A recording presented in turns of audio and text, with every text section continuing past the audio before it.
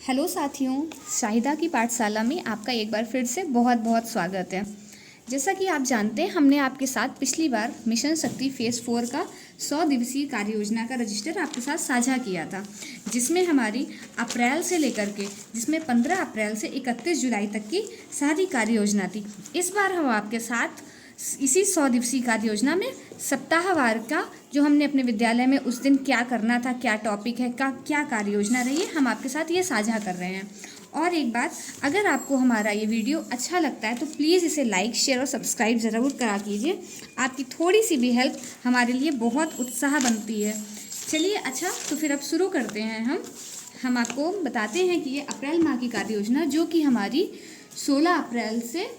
30 अप्रैल तक की थी, जिसमें कि हमारा पहला शनिवार 16 अप्रैल 2022 शनिवार को हमारे विद्यालय में टॉपिक था मिशन शक्ति कार्यक्रम के तहत 100 दिवसीय कार्य योजना के अनुसार 100% नामांकन हेतु प्रवेश जागरूकता रैली निकालना। इसमें हमने अपने विद्यालय में आज दिनांक 16 अप्रैल 2022 दिन शनिवार को प्राथमिक विद्यालय वार्ड 12 पुखराया में प्रधानाध्यापक, सभी अध्यापकों व सभी छात्र छात्राओं ने मिलकर उत्तर प्रदेश सरकार द्वारा चलाए जा रहे निपुण भारत मिशन 2022-23 के तहत स्कूल चलो अभियान को सफल बनाने के लिए प्रवेश उत्सव रैली निकाली गई तथा सभी ने घर घर जाकर बच्चों व अभिभावकों को शिक्षा की आवश्यकता, महत्व, सरकारी स्कूलों में मिलने वाली सुविधाओं के विषय में जानकारी दी। बच्चों ने स्लोगन, पोस्टर, नारे तथा गीत के माध्यम से लोगों को जागरूक किया। इसी क्रम में हमारी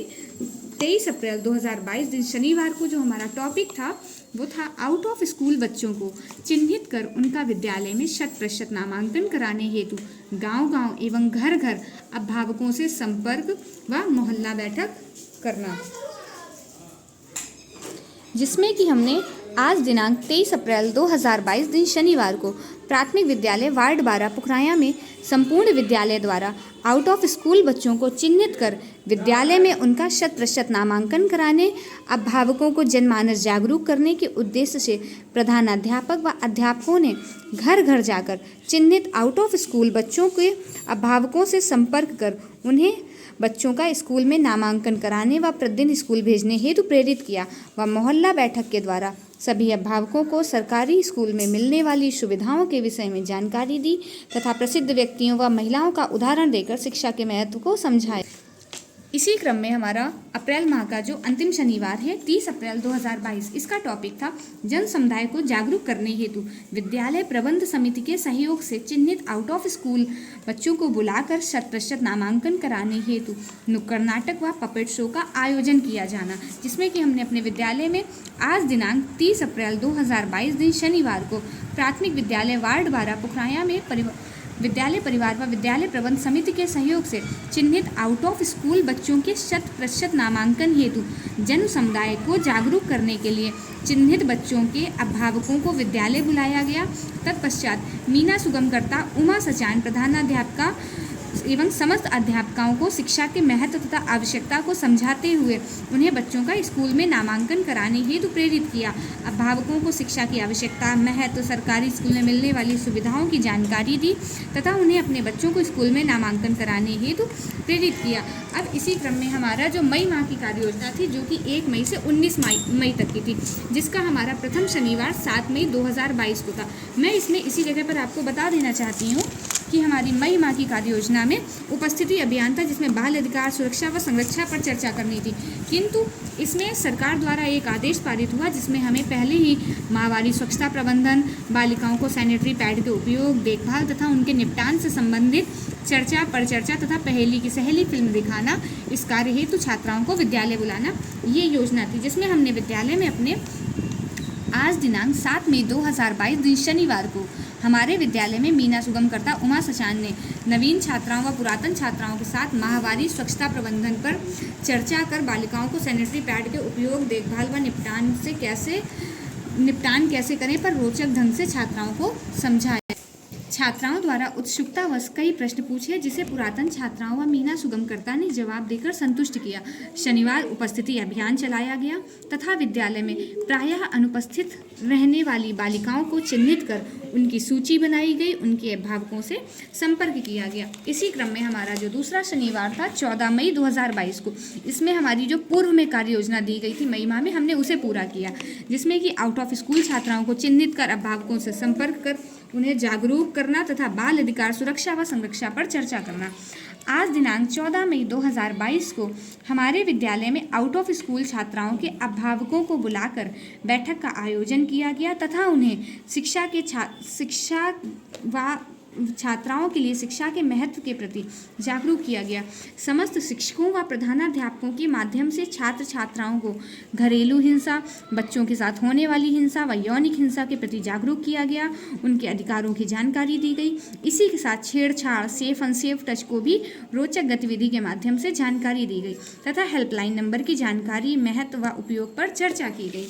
अब इसके बाद हम आपको बताते हैं कि हमारा 20 मई से जो 25 जून तक की कार्य योजना थी उसमें क्या था। ये हमारी 20 मई से 25 जून तक हम जानते हैं कि हमारा ग्रीष्मावकाश होता है, लेकिन इस ग्रीष्मावकाश में भी हमको इस कार्य योजना को, मिशन शक्ति को पूरा रखना था। तो इसमें हमारा जो टॉपिक था वो था कि सेल्फ डिफेंस प्रशिक्षण सत्र का ऑनलाइन आयोजन। हम सभी जानते हैं कि हमें इस ग्रीष्मावकाश में एक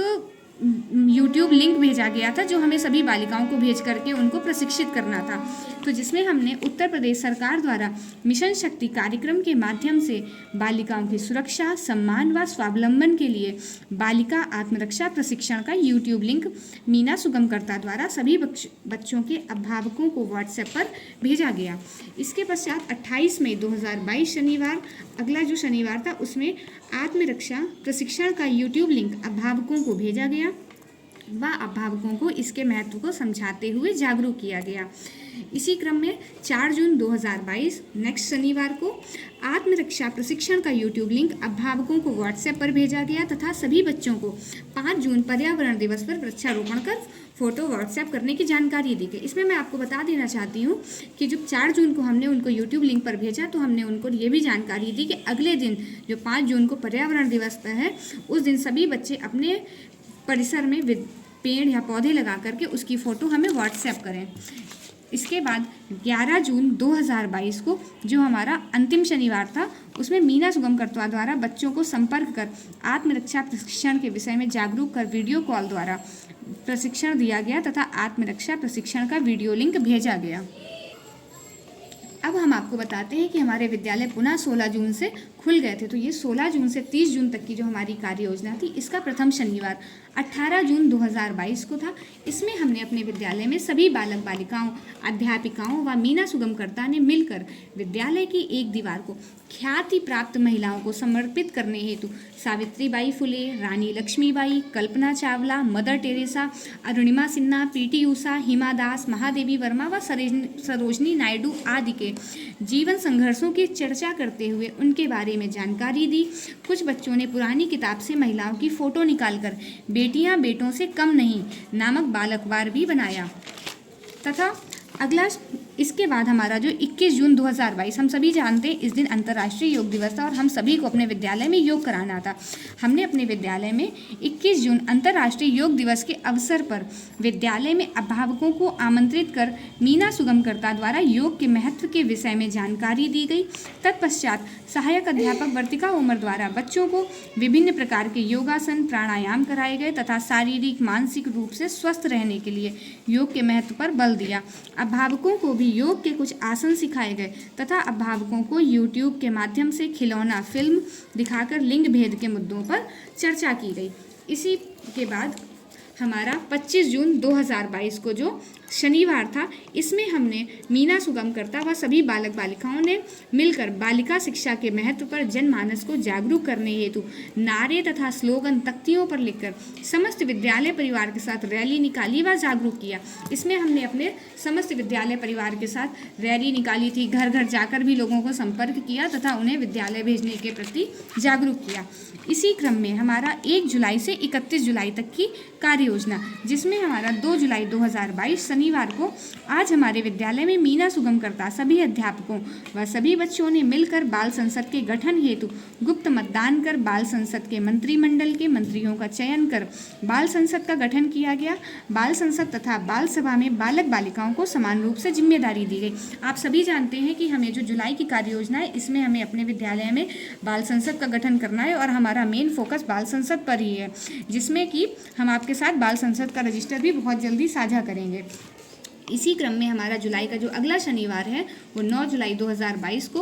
आज हमारे विद्यालय में सभी बालिकाओं को YouTube के माध्यम से पहेली की सहेली फिल्म दिखाई गई तथा उन्हें माहवारी के दौरान होने वाली समस्याओं व उनके समाधान के विषय में जानकारी दी गई। उन्हें सैनिटरी पैड के सही उपयोग तथा उसके उचित निस्तारण का तरीका भी सिखाया गया। बच्चों को कानूनी प्रावधान यथा शिक्षा का अधिकार, पॉक्सो एक्ट, बाल विवाह, घरेलू हिंसा, दहेज प्रथा के बारे में भी चर्चा की गई। हम जानते हैं कि अभी हमारे 2 शनिवार बाकी हैं, जो कि हमारे 31 जुलाई तक की चूंकि कार्य योजना है, हम वो भी आपके साथ जल्दी साझा करेंगे। और मैं फिर से आपसे रिक्वेस्ट करती हूँ कि अगर आपको हमारी ये जानकारी और हमारी ये मेहनत अच्छी लगती है तो प्लीज़ इसे ज़रूर से लाइक करें और शेयर भी करें। Thank you so much.